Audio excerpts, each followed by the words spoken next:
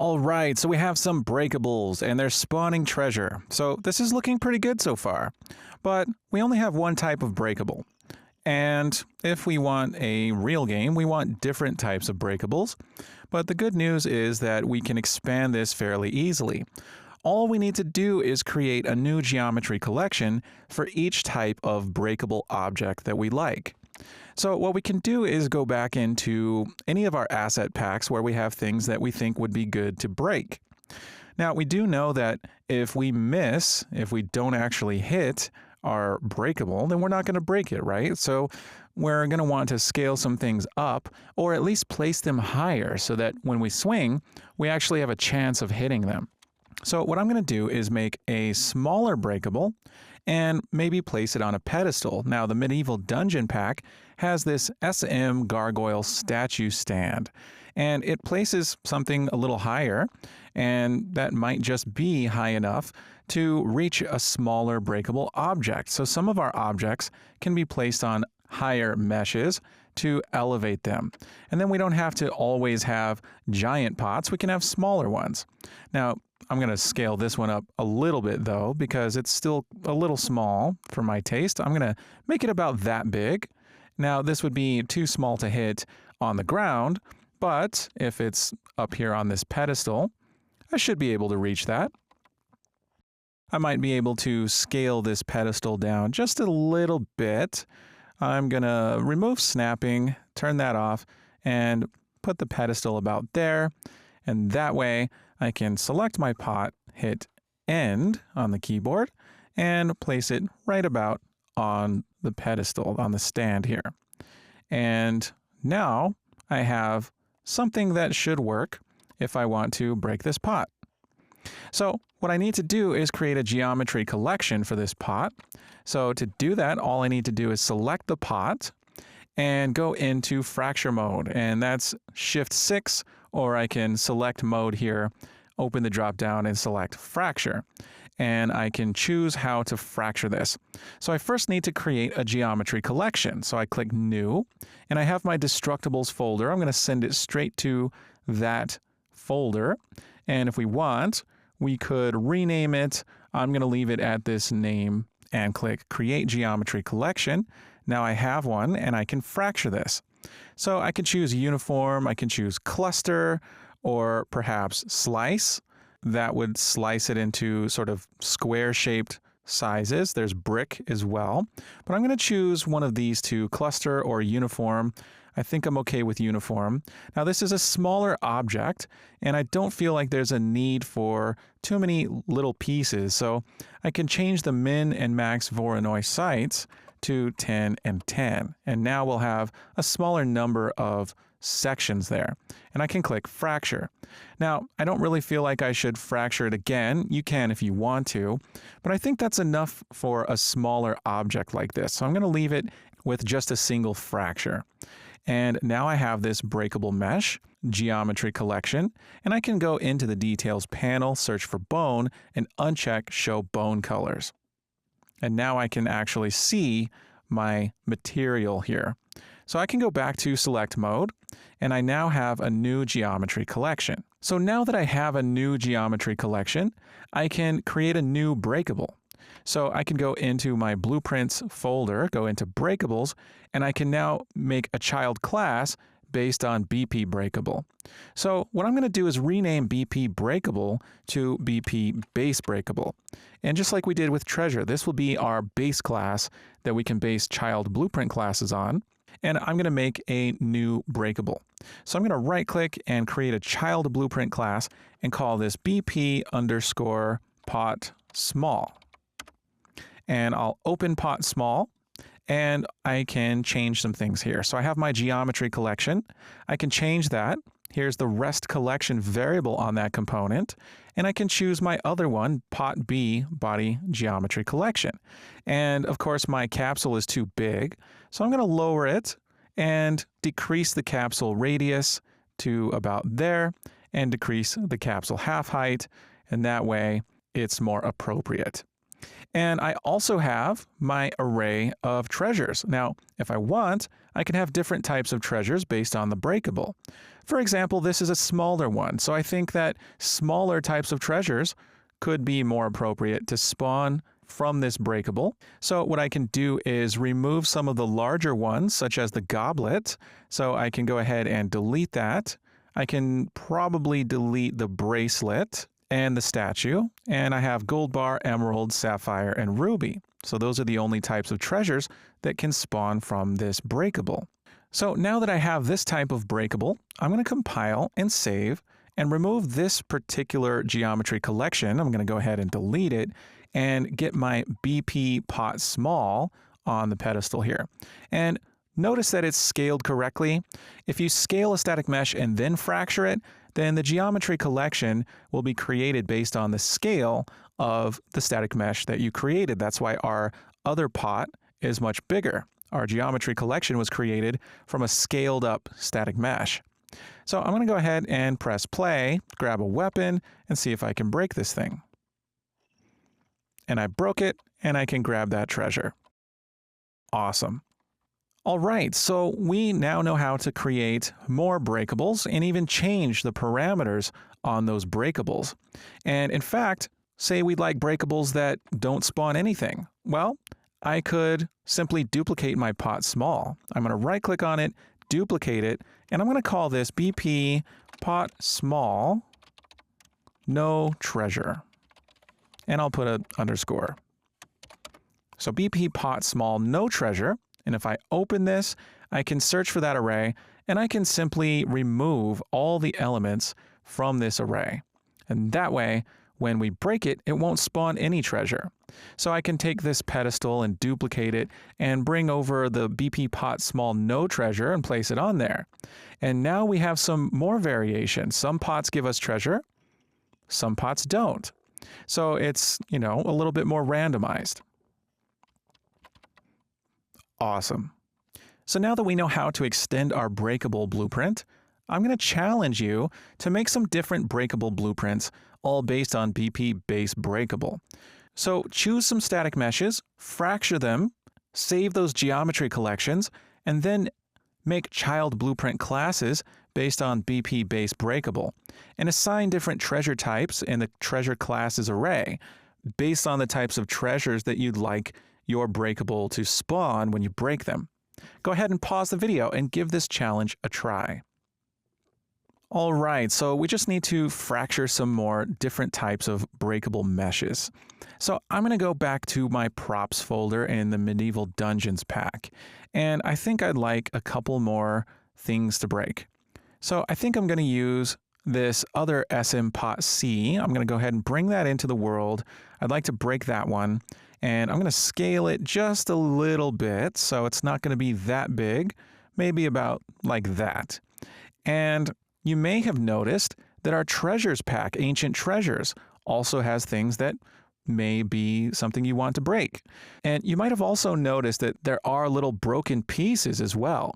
Now, this is for breaking pots in a different way. If you already have pre-made pieces, what you could do is spawn a bunch of little pieces when you break the pot. So you basically would remove the full pot and then spawn these pieces and fling them around. So that's another way to do it. The cool thing about fracture mode, though, is you can fracture any static mesh.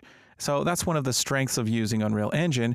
But if you don't like the randomized algorithm for fracturing a mesh, you could just use pre-made fractured pieces. That's another option. And of course, these fractured pieces have a separate material for the interior there. So that's more of a customized way to break things in games. But in this course, we're going to use fracture mode. So I have that one. I'm going to use this SM Clay Pot 02. That's going to be another one I'd like to break. And I think there's another pot. This one, yes. I'm going to use SM Clay Pot 01. And I'd like to scale this one up. So I'm going to make this one a little bit bigger. And let's see if that's big enough to hit without placing it higher somewhere on a pedestal. I think it's just a bit too short. I'm going to make it a little bit higher. Yeah, that's going to be high enough to hit for sure. All right, so I'm going to fracture that one as well. And let's see what else we have here in the treasures. I think we have a small urn, and this one is pretty tall as well. In fact, I can scale this one up too. I like how it looks a little larger. So I think I'm going to break this one as well. Yeah, that's going to look great. So I'll use that urn. And here's a smaller urn. I think this would look good big as well. So I'm going to go ahead and scale that one up just a bit, make it a little taller so I can break this one. Looks like I'll need to scale it just a bit more. And I think that will do it. Yeah, that's going to work. Okay, so I have 5 more meshes that I'd like to fracture. I'm going to move these off to the side. In fact, I'm just going to delete a couple of these, and I'll just have these little guys here. I'm going to fracture these one by one, and at this point it might be a good idea to start naming these using some sort of convention. So what I'm going to do is go to my Destructibles folder, and I'm going to take the big one and rename this. I still want SM in the beginning and Geometry Collection at the end, but I'm going to call this one SM Pot Large. And this one I'll call SM Pot Small.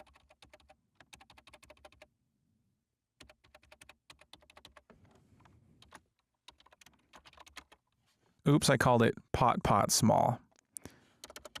Okay, so now those are named a bit better.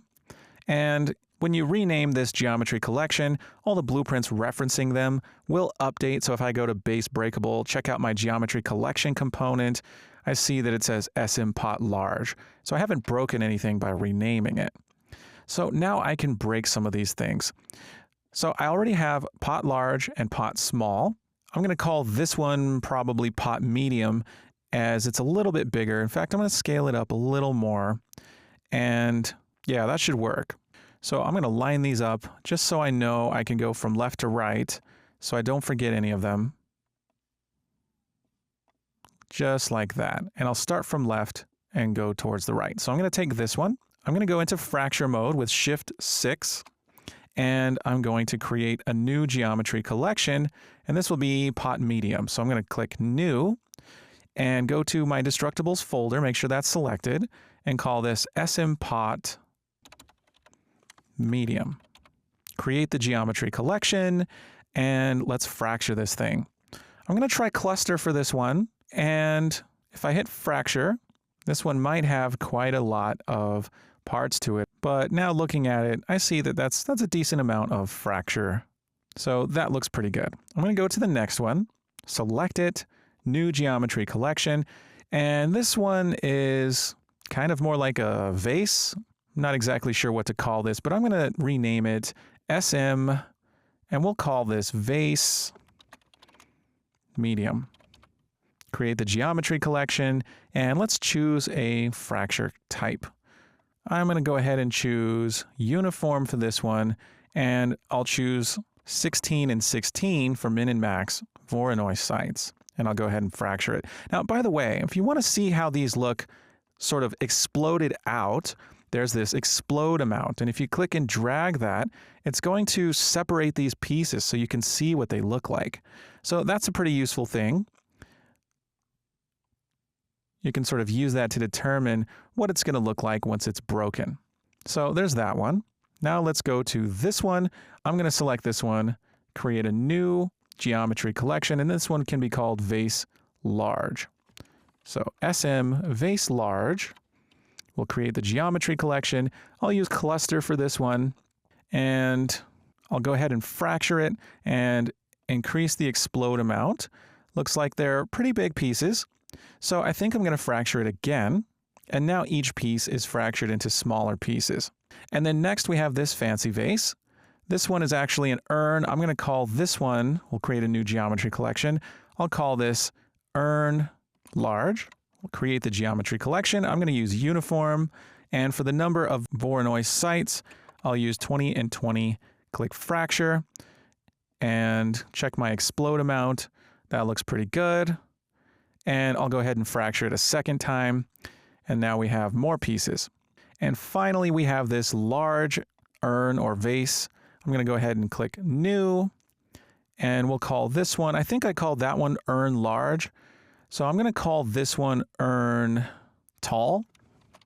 It's not too important what we call them. So I'm going to call it Urn Tall, create the geometry collection, and let's see, I'd like to use cluster for this. I'll go ahead and fracture it. There's what it looks like. I think that looks pretty good. No need to fracture again. I'm just going to leave it as is. Now I can hit Shift 1 to go back to regular select mode, and I can go ahead and select the first one. I'm going to search for bone and uncheck show bone colors on that, and I'll do the same thing for each of these. And now I have 5 new types of breakables. All right, so now I can create blueprints for these types of breakables. So I'm going to do that. I'm going to go into my Blueprints, Breakables folder, and we have Pot Small and Pot Small No Treasure. I'm going to go ahead and create a new child blueprint based on base breakable, and I'm going to call this one BP, and I think I called this Pot Medium. Yes, Pot Medium. I'm going to call this one BP Pot Medium. And I'll open it up, select the Geometry collection, and change the Rest collection. And I'm going to choose Pot Medium, so it's a little smaller. So I'm going to need to change the capsule size. So we'll go ahead and decrease the radius. I decrease the radius first because if you decrease the half height, it's going to reach the point where it's a sphere and it can't get any smaller. So I can decrease the radius first and then the capsule half height, and that's going to work. And I might as well go ahead and choose the types of treasure this can spawn. I think this one can spawn less rare treasures. It can be a more common pot. So I'm going to remove the ruby. By deleting that, I'm going to remove sapphire, and I'm going to remove emerald. And I'll leave the rest. So a nice common breakable pot. So I'm going to compile and save that. And you know what? I'm going to make versions of these that spawn nothing. So I'm going to take my pot medium and duplicate it and call this pot medium underscore no treasure. And I'll open this and simply delete all the elements from this array. So just delete them all. And now we just have a breakable that doesn't spawn anything. Now, by the way, if you have something that doesn't spawn anything, you could still have some kind of benefit for breaking things. There are some games that if you break a certain number of pots in a short time period, you get some sort of bonus, like a movement speed bonus for 30 seconds or something like that. So you can still make this fun. Next, we have our vase medium. So I'm going to make a new blueprint based on base breakable, and I'm going to call this BP underscore vase medium. We'll go ahead and open that and change the geometry collection. I'll choose rest collection, looking for vase medium, and resize the capsule. So I'll move it down, decrease the radius, and the capsule half height. Now for this one, I think it could be a little more rare than that previous breakable.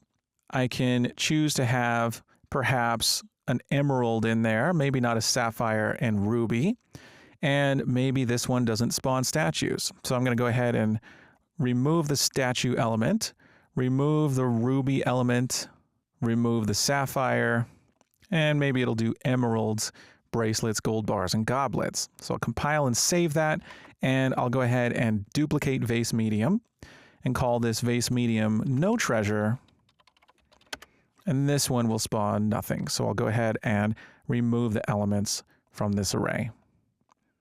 Already we're getting a lot more things that we can place in our world, right? So this one is vase large. Now, my tabs are getting out of hand, so I'm going to start closing some of these. I'll go ahead and close them all for now. And I'm going to make one called vase large.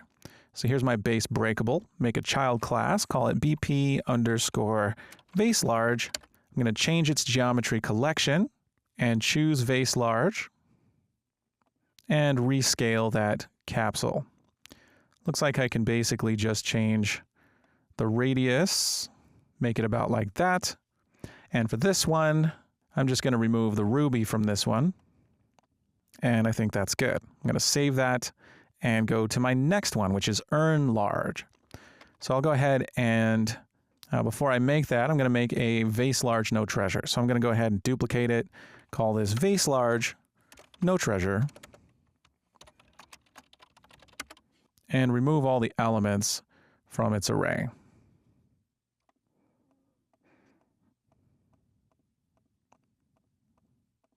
There we go.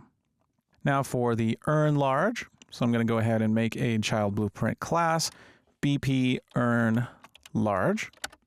I think I'm okay with this one having all the types of treasure. It's a little more fancy. So I'm going to choose my earn large geometry collection and scale that capsule radius down a bit and the half height like so. And I'll leave it with all treasure types, compile and save that. I'm not going to make a no treasure version of that. And then finally we have earn tall. And that one will also, this one could probably spawn just gems or something. So I'll go ahead and make an earn tall. So let's create a child blueprint, BP earn tall.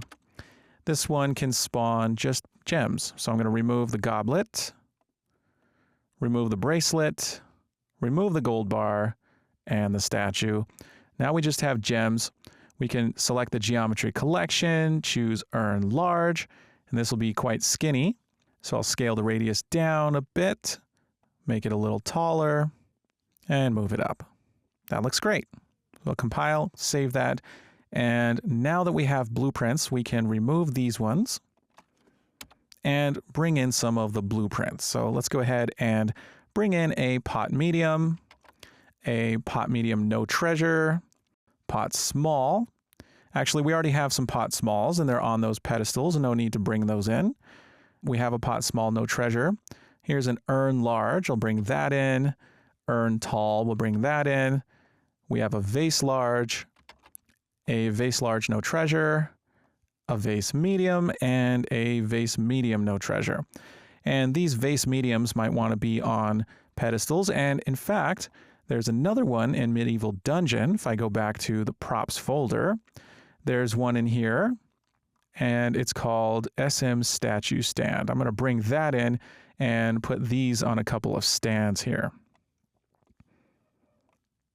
So I'll move that over, hit the end key, stick it on there, and simply duplicate the stand and put this one on there as well. All right, so we have some breakable stuff. I'm going to save all because we made quite a few changes. And because we made some breakables, we have these test maps. I'm going to uncheck those. I don't want to save those test maps, the ones that say auto. I'm going to save everything but those. All right, so before we test this out, there's one little thing I want to put in place as a safeguard. And that's if we break something, we want to not break it again. We don't want to try to call this get hit function more than once, because we are getting lots of overlaps and box traces, and we don't want the possibility of calling this over and over again. And if you call something enough times, you'll get an infinite loop error here in Blueprints, and that'll actually stop the game. So we can easily place a safeguard in check by taking our breakable actor and adding a Boolean. I'm going to call it be broken, and I'll give it the false value by default. And as soon as we call get hit, I'd like to set that to true. So we'll say be broken equals true. But before we do anything in get hit, I want to exit the function early if we have broken the breakable actor. So I'm going to say if be broken, then return. That way, if it's already broken, we will not execute this function more than once, either in the C++ side or on the Blueprint side. So I'm going to go ahead and save that and come back into the editor, do a quick live coding kickoff. And with that finished, we can start breaking things. So let's go ahead and have some fun. I'm going to go ahead and just break everything in the world if I can manage to hit them and collect my treasure. And there's the cool thing about this is we're creating a force field, meaning that if anything is close enough to that force field, it'll break as well. So if I break this right here, then it breaks anything that's close enough. And that means we can have smaller breakable objects next to larger ones, and we can break them. For example, I have a larger object here. This is a taller object. We're sure to hit it, but we can have these smaller ones next to it. I'm going to duplicate that and hit end, and just have a few copies just lying around this other pot here. Now I do want to be able to reach the pot to be able to actually hit it, but I am going to have a few smaller pots near it. I'm going to go ahead and duplicate this one as well and bring it on over. I'll hit the N key and bring it down to the ground. And let's see how many of these break when I hit that pot, which fell over. So I'm going to actually, yeah, it looks like their collision volumes are overlapping. That's going to make it fall over. So I'm going to go ahead and make sure they're not overlapping. And I still have a little bit of wobble there, but that's okay. Boom, and they all break, which is awesome, right? So you can have lots of pots on the ground, and as long as you break one nearby, those ones on the ground will break too. And really, if you want to spawn another actor, when it breaks, not just when you hit it, you could just implement that with the onChaosBreak event. And as an optional exercise, I'm going to show you that this is actually a delegate, and we can access it and bind to it in C++ if we really wanted to. You would do it in Begin Play. You would take your geometry collection component, we called it geometry collection, and you can access onChaosBreak event. And we know how to figure out what the function signature should look like for this type of delegate. All you need to do is right-click and peek the definition and find where it's defined. Here we have onChaosBreak event, and you can simply right-click on the type f_onChaosBreak event, peek that, and here's the declaration for the delegate. There's the name of the delegate, and check it out. It's a function that takes a const f_chaosBreak event reference. So you can make a function that takes this as an input parameter here in C++, and now it will have the correct function signature for a function capable of being bound to this delegate. And you can come in here and use add dynamic like that, and simply bind with this and the name of your callback function with the address of operator, of course. And don't forget, because we're using add dynamic, that function has to be marked with ufunction. So if you were curious how to do this in C++, you now have the skills to do that. So excellent job. We now have breakable objects. We can now swing our sword at all sorts of fragile things, like a bull in a china shop. We can just break everything we see, and we have incentive to do that because as soon as we break it, well, we might just get some treasure. Awesome. So great job. This is already looking a lot more fun, and I'll see you in the next video.